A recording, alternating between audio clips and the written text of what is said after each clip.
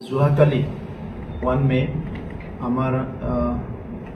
বডফা উপেন্দ্ৰনাথ ব্ৰহ্মৰ নামত কৈলাশ কলনীত এটা ৰাস্তা উদ্ঘাটন কৰা আৰু লগতে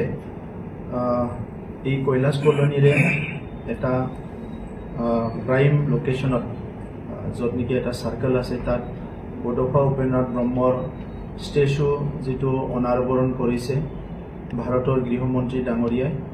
আৰু অসমৰ মুখ্যমন্ত্ৰী ডাঙৰীয়া আৰু দিল্লীৰ মুখ্যমন্ত্ৰী ডাঙৰীয়াৰ প্ৰেজেন্সত লগতে নিখিল বড়ো ছাত্ৰ সন্থাৰ সভাপতি ডাঙৰীয়াৰ প্ৰেজেন্সত মই ইয়াৰ কাৰণে কৃতজ্ঞতা স্বীকাৰ কৰিছোঁ আৰু লগতে বিটিআৰ অঞ্চলৰ 35 লাখ জনসাধাৰণ আৰু বড়োসকলৰ হৈ ভাৰতৰ গৃহমন্ত্ৰী ডাঙৰীয়াক ধন্যবাদ জনাইছোঁ ভাৰতৰ প্ৰধানমন্ত্ৰী ডাঙৰীয়াক ধন্যবাদ জনাইছোঁ আৰু লগতে অসমৰ মুখ্যমন্ত্ৰী ডাঙৰীয়া প্ৰতি আমাৰ কৃতজ্ঞতা আমি জনাইছোঁ আৰু লগতে দিল্লীৰ মুখ্যমন্ত্ৰী ডাঙৰীয়ানী আৰু মেয়ৰ যিটো দিল্লী মিউনিচিপালিটিৰ মেয়ৰ ডাঙৰীয়ালৈও আমি ধন্যবাদ জনাইছোঁ আজি আমাৰ ইচিত সিদ্ধান্ত হৈছে তেখেতসকলক আমি এখন ধন্যবাদৰ পত্ৰ letter of thanks and gratitude আমি তেখেতলৈ পঠাম আৰু বিশেষকৈ যেহেতু আমি এইবাৰ দিল্লীত অহাৰ মূল কাৰণটোৱে বডফা উপেন্দ্ৰনাথ ব্ৰহ্মৰ মৃত্যু দিৱস বা পুণ্যতিথি ইয়াত উদযাপন কৰা এই কাৰ্যক্ৰমৰ লগত যিখিনি আজি ডাঙৰ এটা এচিভমেণ্ট আমি পালোঁ সেইটো কণ্টিনিউ কৰিবলৈ আহি থকা সময়ত বডফাৰ ইয়াত যিটো প্ৰতিমূৰ্তি স্থাপন কৰা হ'ল এইটো যাতে খুব ভালকৈ চাফা চুফা কৰি ভালকৈ কেয়াৰ কৰিব পাৰে এই কাৰণে আমি সিদ্ধান্ত লৈছোঁ যে দিল্লী মিউনিচিপালিটিক আমি প্ৰতি মাহে মেইনটেনেন্সৰ নামত 25,000 কোটি টকা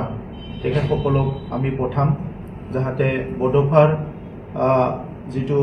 প্ৰতিমূৰ্তি আৰু তাত সৰুকৈ যিটো পাৰ্ক আছে সেইটো মেইনটেইন হয় ইয়াৰ কাৰণে আজি সিদ্ধান্ত লোৱা হৈছে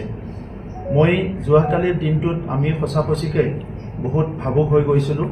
কাৰণ বডফা আমাৰ কাৰণে চবকুচ আছিলে বড়ো জনগোষ্ঠী এটা পিছপৰা জনগোষ্ঠী হিচাপে এটা সময়ত নিজৰ ভাষা সংস্কৃতি অস্তিত্ব ৰক্ষাৰ কাৰণে আত্মৰক্ষাৰ কাৰণে যিবিলাক কথা চিন্তা কৰিছিলে এইটো অতি সাহসেৰে আৰু এটা দূৰদৰ্শিতাৰে বডফাই আগুৱাই লৈ গৈছিলে তেখেতে কম সময়ৰ ভিতৰতে স্বৰ্গবাসী হ'ল কিন্তু যিখিনি কাম কৰি থৈ গ'ল এইখিনি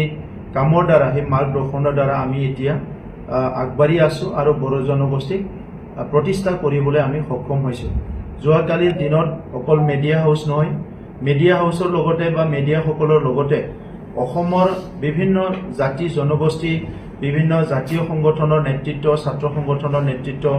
ৰাজনৈতিক নেতাৰ পৰা আদি কৰি সকলোৱে যোৱাকালিৰ দিনটোত আমাৰ লগত ডাইৰেক্ট আৰু ইনডাইৰেক্টলি জড়িত হৈছে অসমৰ প্ৰায় 17টা বিভিন্ন স্থানৰ পৰা লাইভ ষ্ট্ৰীমিঙৰ দ্বাৰা হাজাৰ লোক আমাৰ লগত জড়িত হৈছে মই তেখেতসকলক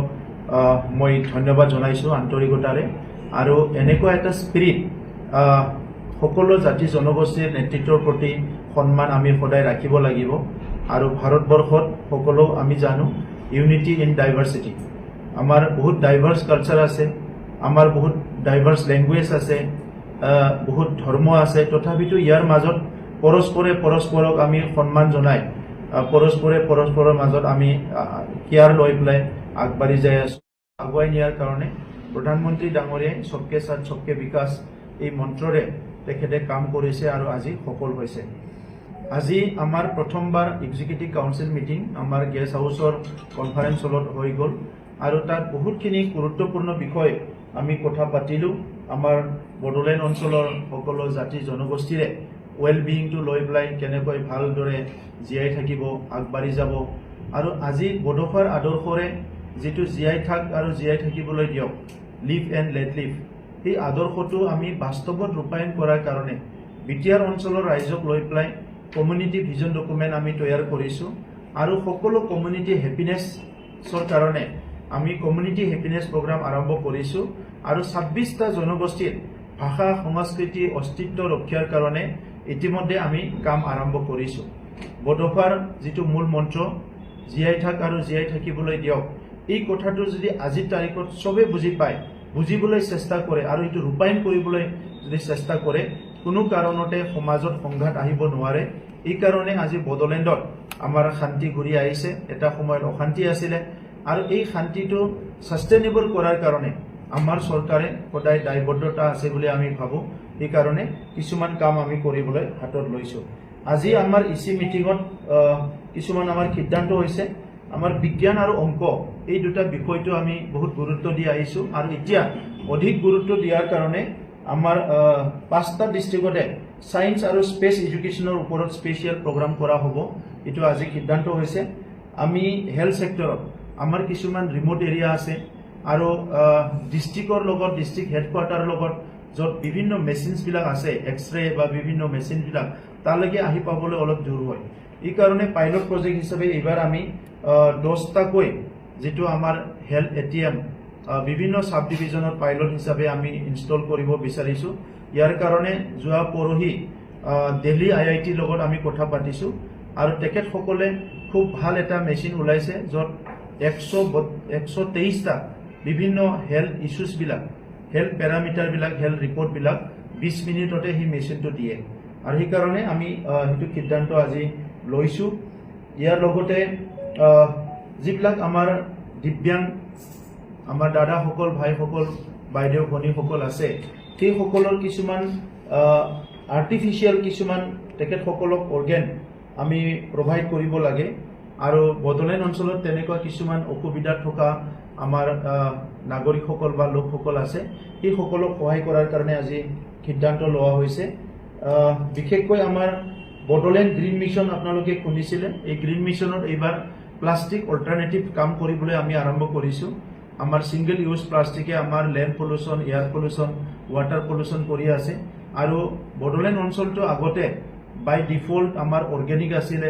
এতিয়াও গ্ৰীনাৰী আছে, চবকুছ আছে। তো সেইকাৰণে এতিয়া আমি অৰ্গেনিক ফালেও যাব বিচাৰিছোঁ, প্লাষ্টিক ফ্ৰীও হ'ব বিচাৰিছোঁ। আৰু দুটা কাম আমি ভালকৈ কৰিব লৈছোঁ। এইটো হ'ল এটা প্লাষ্টিক অল্টাৰনেটিভ, যিটো আমাৰ বেগবিলাক ইউজ কৰে, বায়'ডিগ্ৰেডেবল বেগ, আমাৰ তামোলৰ যিটো ডিছবিলাক বনায়, এইবিলাক অল্টাৰনেটিভবিলাক আমি এণ্টাৰপ্ৰিনাৰসকলক এইবাৰ ট্ৰেইনিং দি পেলাই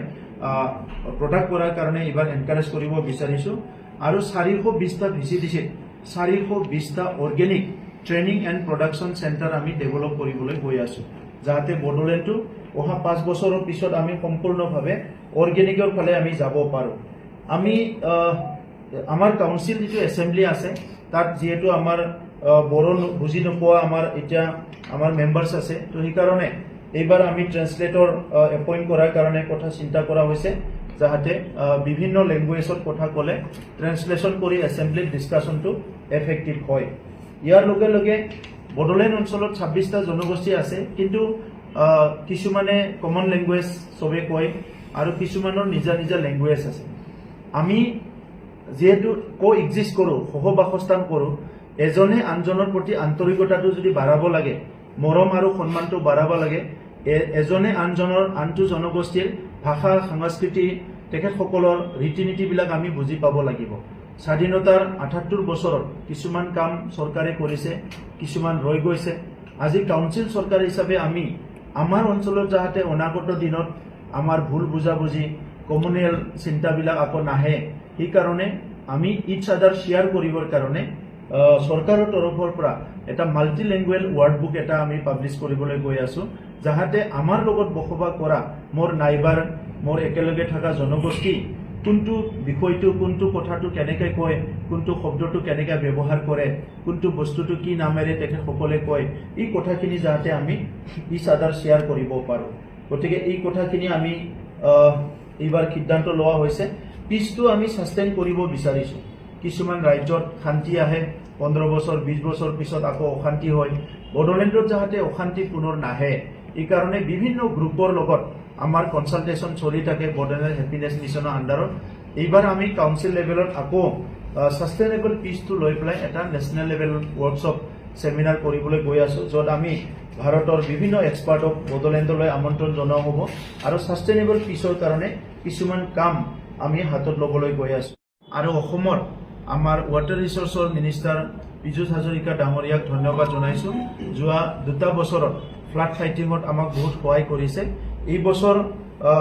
ফ্লাডৰ আগৰ সময়ত যিহেতু আমি আজি ইচি বহিছোঁ, আমাৰ যিখিনি প্ৰায় 21টাকৈ নদী আছে সেই নদীবিলাকৰ বিভিন্ন ভালনাৰেবল পইণ্টবিলাক ইতিমধ্যে খুব মেইনটেইন কৰা হৈছে তাৰ পিছতো ক'ৰবাত হয়তো তেনেকুৱা অলপ অসুবিধা থাকিব পাৰে আজি আমি সিদ্ধান্ত লৈছোঁ অহা এমাহৰ ভিতৰত ভালনাৰেবল পইণ্টবিলাক যেনেকৈ পাৰে অলপ মেইনটেইন কৰিবৰ কাৰণে যাতে মানুহে ফ্লাডত পৰিব নালাগে ফ্লাডত অসুবিধাত পৰিব নালাগে যোৱা 3টা বছৰত ফ্লাড টাইমত আৰু নেচাৰেল ক্লাইমেটিৰ সময়ত আমি কণ্ট্ৰল ৰুম বহাই পেলাই কাম কৰিছোঁ এইবাৰো আমি আমাৰ কণ্ট্ৰল ৰুমটো এক্টিভ কৰি ৰাখিম যাতে কোনো মানুহে নেচাৰেল ক্লাইমেটিত পৰি পেলাই অসুবিধা হ'ব লগা নহয় এই বছৰ আৰু এটা ডাঙৰ প্ৰগ্ৰাম আমি লৈছোঁ যে VCDC ৱাইজত আমি ফুটবল টুৰ্ণামেণ্ট কৰি কাউন্সিল লেভেললৈকে এইটো আনিব বিচাৰিছোঁ ফুটবল আমাৰ প্ৰায় 2 মাহ 3 মাহৰ কাৰণে ফেষ্টিভেলৰ নিচিনা হয় ট্ৰেডিশ্যনেলি আমাৰ মানুহ ফুটবল খেলি আহিছে এতিয়াও গাঁৱে ভূঞে বহুত ফুটবলটো এণ্টাৰটেইনমেণ্ট হিচাপে লয় আৰু এইটো এটা